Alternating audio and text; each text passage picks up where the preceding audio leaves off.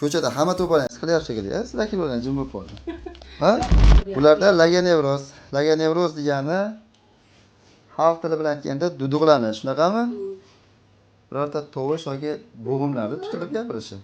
Familiyasini nima edi? Sanjoz Abdulvosit. Abdulvosit. Noyabrda ko'rishgan ekanmiz. Yaxshi yuribsizlarmi? Duduqlanish yo'qmi? Rost hayajonlansam pastda bo'lib o'tib ketyapti. 90% holatlarda til tutilishi, ya'ni laganevroz qo'rquvdan kelib chiqadi. Bola tekis gapirayotganda duduqlanib qoldi.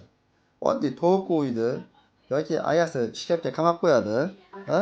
Men bilan oyoqlarimni baylaydi. Oyoqlarini baylaydi yoki ijtimoiy tarmoqlarda bir yomon narsani ko'rib qoladi yoki to'polangda qoladi yoki avariyani eshitadi. Qisqasi, mana shu ijtimoiy qo'rquvlar orqasidan bolada duduqlanish degan narsa kelib chiqadi.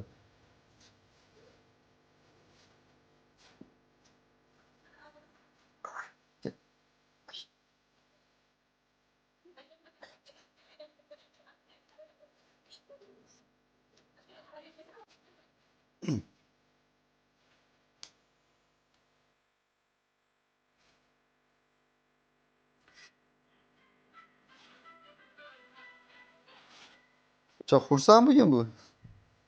Aytganimni olib berdi. Yasanishni olib berdi. Har qanday holatlarda bolada qo'rqib ketsa ham takrorlanib qolishi mumkin bu narsa.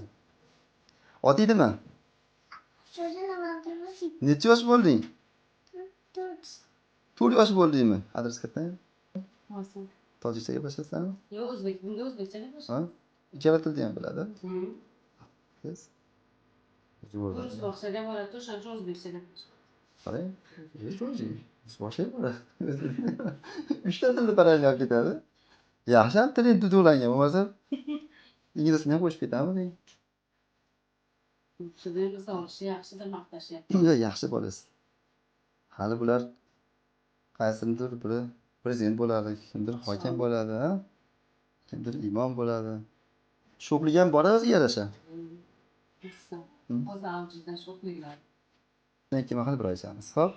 Bola sog'lom. Shu bilan bezovta bo'lmasa olib kelish shart emas. Xo'p? Sog' bo'ladi.